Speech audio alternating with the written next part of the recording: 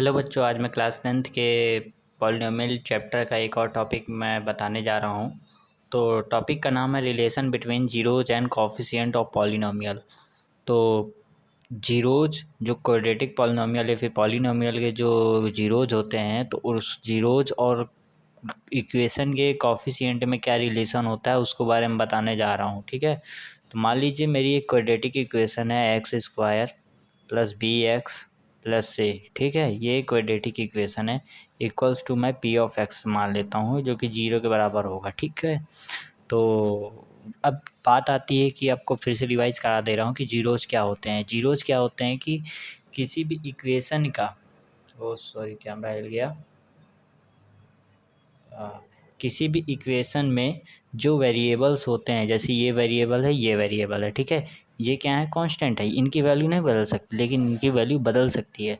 तो जो इनकी वैल्यू बदल सकती है, तो जब वेरिएबल की वैल्यू कुछ ऐसी हम रखें कि होल इक्वेशन की वैल्यू 0 के बराबर आए, तो उसको हम जीरोज कहते हैं। ठीक है, तो मैंने यहाँ पर अभी एक्स की वैल्यू ऐसी रखी है कि इस पूरे पॉलिनोमियल की वैल्यू 0 आ रही है। ठीक, तो इसलिए इसका क्या हो सकता है, जीरोज निकल सकता है। ठीक है, चलिए अभी हम मान लेते हैं कि एक क्वाड्रेटिक इक्वेशन है जिसके जो जीरोज हैं वो हमको भी पता नहीं है, हम निकालेंगे। ठीक है, तो जनरली क्वाड्रेटिक इक्वेशन ऐसी लिखी जाती है। ठीक है, तो अभी इसको हम इक्वेशन नंबर 1 मान लेते हैं। ठीक, अब इसी को देख करके एक और हम क्वाड्रेटिक इक्वेशन लेते हैं, ये वाली 2x square minus 8x plus 6 equals to 0। ठीक है, अब हम क्या करेंगे, इसके रूट्स निकालेंगे।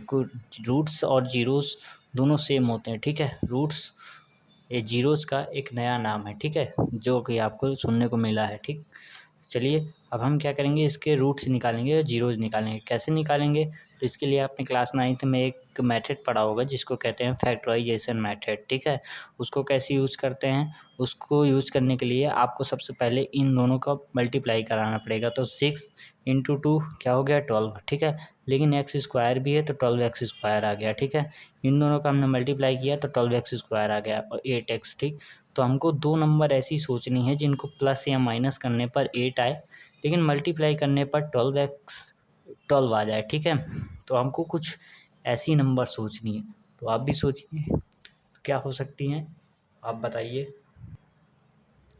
देखिए, अब ये पता करने के लिए हम क्या करेंगे, इस 12 के पहले फैक्टर्स निकालेंगे। ठीक है, 12 के फैक्टर क्या होंगे, 2 2 3। ठीक है, 2 2 जब 4 3 या 12। ठीक है, ये इसके क्या हैं, फैक्टर्स हैं। ठीक है, अब इनको हमको ऐसे अरेंज करना है कि इनको हम जोड़े, दो नंबर्स में ऐसे अरेंज करना है कि जिनको हम जोड़े तो 8 आए, मल्टीप्लाई कराएं तो 12 आए। ठीक है, देखो अगर आप ध्यान से देखेंगे तो 2 का 3 से जब हम मल्टीप्लाई कर देंगे तो 6 आएगा, और 6 में जब हम 2 जोड़ देंगे तो 8 आएगा, लेकिन 6 में जब 2 का प्रोडक्ट आएंगे तो 12 आएगा। तो इसी से हमको पता चल रहा है कि हम 6 और 2 को ले सकते हैं। ठीक है, तो चलिए अब लिख देते हैं 2x स्क्वायर माइनस, अब देखिए हम 8 को 6 और 2 के टर्म्स में तोड़ देंगे। ठीक, तो 6x ले लेते हैं, अब माइनस में हमको 2x लेना पड़ेगा क्योंकि माइनस में आंसर आ रहा है। ठीक है, और प्लस में 6 इक्वल्स टू 0। अब रुकिए, देखिए अब इस वाले दो टर्म को देखिए, इस वाले दो टर्म को देखिए। देखिए इसमें हमको 2x कॉमन दिख रहा है, अंदर क्या बचेगा, x बचेगा, माइनस में 3 बचेगा। ठीक है, यहाँ पर भी हमको 2 कॉमन ले सकते हैं, x माइनस 3 बचेगा इक्वल्स टू 0। ठीक, अब क्या करेंगे हम, इसमें देखिए अगर आपको दिख रहा हो तो x माइनस 3 और x माइनस 3 इन दोनों टर्म में है। ठीक है, तो मैं क्या करूँगा, x माइनस 3 को बाहर लिख दूंगा। ठीक, अंदर क्या बचेगा, 2x माइनस 2 बचेगा, 2x माइनस 2 इक्वल टू 0। ठीक है, अगर आप इन दोनों को देखेंगे तो ये वाला टर्म इस वाले टर्म से क्या है, प्रोडक्ट में है। ठीक है, तो या तो ये 0 होगा या तो ये 0 होगा, तभी 0 आंसर आ रहा है। ठीक है, इसको सॉल्व करेंगे, या तो इसमें कुछ ऐसी वैल्यू होगी जो 0 होगी, या तो इसमें कुछ ऐसी वैल्यू होगी जो 0 कर रही होगी इस टर्म को। ठीक है, तो इन दोनों में से कोई एक टर्म होगा, या फिर दोनों ही 0 हो सकते हैं, या फिर कोई एक टर्म 0 होगा, लेकिन एक टर्म 100% 0 ही होगा। ठीक है, तो हम क्या करेंगे, एक एक करके दोनों को 0 के बराबर रख करके देखते हैं। x minus 3 equal to 0, 2x minus 2 equal to 0। ठीक है, यहाँ पर क्या है, x इक्वल टू 3 आ गया। ठीक है, यहाँ पर क्या है, x इक्वल टू माइनस 2 इधर जाएगा, प्लस 2 बचेगा, 2 से 2 डिवाइड हो जाएगा, 1 बचेगा। ठीक, तो ये x की वैल्यू 1 हुई। ठीक, मीन्स कि अगर हम x की वैल्यू यहाँ पर 1 रख दें तो ये 0 हो जाएगा, x की वैल्यू 3 रख दें तो ये 0 हो जाएगा। ठीक, तो ये क्या है, इसके जीरोज़ हैं, ठीक है। ये क्या है, इसके जीरोज़ हैं, या फिर हम इसको रूट्स भी बोलते हैं, ठीक। तो कभी भी क्वाड्रेटिक इक्वेशंस के दो रूट्स निकलते हैं, पहला अल्फ़ा, दूसरा बीटा, ठीक है। हम अल्फ़ा बीटा मान लेते हैं, x1 x2 भी मान सकते थे, लेकिन अल्फ़ा बीटा ज़्यादा अच्छा लग रहा है, ठीक। तो अब क्या करेंगे हम, अब हम चेक करके देखते हैं कि अल्फ़ा और बीटा को जब हम जोड़ते हैं तब क्या आता है। चलो जोड़ देते हैं, 3 + 1 कितना आया, 4, ठीक है। और जब हम अल्फ़ा और बीटा को मल्टीप्लाई करते हैं तब क्या आता है, चलो मल्टीप्लाई करके देख लेते हैं। 3 × 1 क्या आया, 3, ठीक है। क्या मैं 4 को ये लिख सकता हूँ माइनस में, सॉरी माइनस में -8/2 लिख सकता हूँ, हाँ लिख सकता हूँ। माइनस माइनस प्लस हो जाएगा, या प्लस का 8 हो जाएगा, 2 2 जा 4 हो जाएगा, 2 4 जाए 8 हो जाएगा, ठीक है। क्या मैं 3 को ये लिख सकता हूँ 6/2, लिख सकता हूँ, क्यों नहीं लिख सकता हूँ।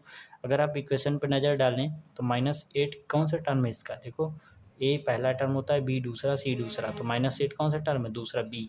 तो मैं क्या यहाँ पे -b नहीं लिख सकता हूँ। और 2 कौन सा टर्म है इसका, 2 देखो, 2 पहला टर्म है, तो मैं यहाँ पे -b/a लिख दूँ। और यहाँ पर 6 कौन सा टर्म है, सी टर्म है, ठीक है। और 2 कौन सा टर्म है, ए टर्म है, तो c/a लिख देता हूँ, ठीक। मीन्स अगर आप यहाँ से ध्यान देखेंगे तो अल्फ़ा प्लस बीटा -b/a के बराबर होता है, और अल्फ़ा बीटा किसके बराबर होता है, c/a के। जब हम जीरोज़ को जोड़ते हैं तो वो -b/a के बराबर होता है, जब हम जीरोज़ को प्रोडक्ट करते हैं तो ये c/a के बराबर होता है। ये किसकी बात हो रही है, क्वाड्रेटिक इक्वेशन के बारे में, ठीक है। चलो एक और एग्जांपल ले लेते हैं, इसको मैं सॉल्व करूँगा, आपको बताता जाऊँगा बस, ठीक है। -2, चलो अब इसको हम ये जो मिडिल टर्म है इसका, इसको तोड़ देते हैं, जैसे हमने पिछले टर्म में किया था। 3 2 जा 6 होता है, और हमको 6 को ऐसे तोड़ना है कि जोड़े उसको प्लस या माइनस करें तो 5 आए, लेकिन प्रोडक्ट करें तो 6 आए। इसके लिए हम क्या करेंगे, एक मेथड लगाएंगे, इन दोनों को मल्टीप्लाई कर देंगे, 6 आ जाएगा। अब 6 के फैक्टर निकाल लेंगे, 2 और 3, ठीक। अब हम देखेंगे अगर इन दोनों को जोड़ते हैं तो 5 आता है, इन दोनों को प्रोडक्ट करते हैं तो 6 आता है, जो कि हमारे लिए अच्छी बात है, ठीक। हम क्या करेंगे, इसको लिख देंगे, कैसे लिखेंगे, प्लस में 2x लिख देंगे, प्लस में 3x लिख देंगे। देखो इन दोनों को जोड़ोगे 5x आएगा, इन दोनों को मल्टीप्लाई कराओगे तो 6x स्क्वायर आएगा, ठीक। लेकिन हमको माइनस में चाहिए, ठीक है। तो हम क्या करेंगे, सही है, सही है, ठीक है। यहाँ -2 = 0, ठीक, =0 तो लगाना ही पड़ेगा, ठीक है। अब हम क्या करेंगे, इसमें से कॉमन लेंगे x, यहाँ पर क्या बचेगा, 3x + 2 बचेगा, ठीक है। यहाँ पर हम क्या कॉमन ले सकते हैं, यहाँ पर 3x - 2 = 0, समथिंग रॉन्ग, सॉरी बच्चों, मैंने नंबर रॉन्ग ली थी, ठीक है। तो यहाँ पर हम क्या लेंगे, यहाँ पर हम 6 लेंगे, ठीक है। यहाँ पर 1 लेंगे, ठीक है। और यहाँ जो हमने प्लस का साइन लगाया है, यहाँ माइनस साइन लगा देते हैं, ठीक है। इसको थोड़ा रॉन्ग मान लीजिएगा, ये फैक्टर से मेथड सही लगेगा, लेकिन हम फैक्टर ये भी तो ले सकते थे, ठीक है। तो दोनों ही सही हैं, ये भी तरीका सही है, लेकिन वो तरीका थोड़ा सा लॉन्ग कट पड़ जाएगा, उसमें फ्रैक्शन ज़्यादा आएंगे, ठीक है। चलो मैं इसमें देखता हूँ, 3x² + 6x - x - 2, ठीक। 1x को मैंने x लिख दिया, ठीक। इसमें क्या करेंगे, इसको हम लेंगे और इसको लेंगे, ठीक है। इसमें जब आप कॉमन लेंगे तो 3x कॉमन ले लेंगे, अंदर क्या बचेगा, x बचेगा, और यहाँ पर प्लस का 2 बचेगा, ठीक। यहाँ पर मैं माइनस कॉमन लेता हूँ तो यहाँ पर भी x + 2 बचेगा = 0, ठीक है। यहाँ से अगर मैं x + 2 को कॉमन ले लूँ तो अंदर बचेगा 3x - 1, ठीक, = 0, ठीक है। x की वैल्यू क्या आई, 1/3 आई, ठीक है। और यहाँ से x की वैल्यू -2 आई, ठीक।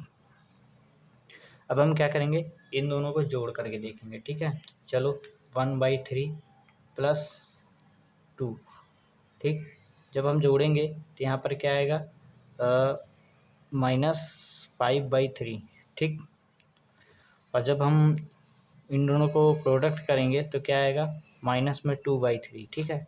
1/3 मल्टीप्लाई -2 क्या आया, -2/3 आया, ठीक है। अगर आप इक्वेशन में देखेंगे तो यहाँ पर क्या है, -5/3, -5 मीन्स -b, ठीक, -b, 3 मीन्स a, ठीक। और यहाँ पर क्या है, -2 मीन्स ये, ठीक है।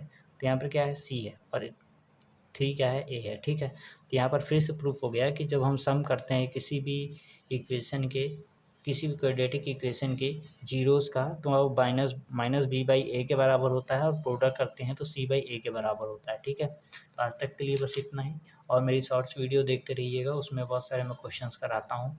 ठीक है, तो तब तक के लिए बाय बाय।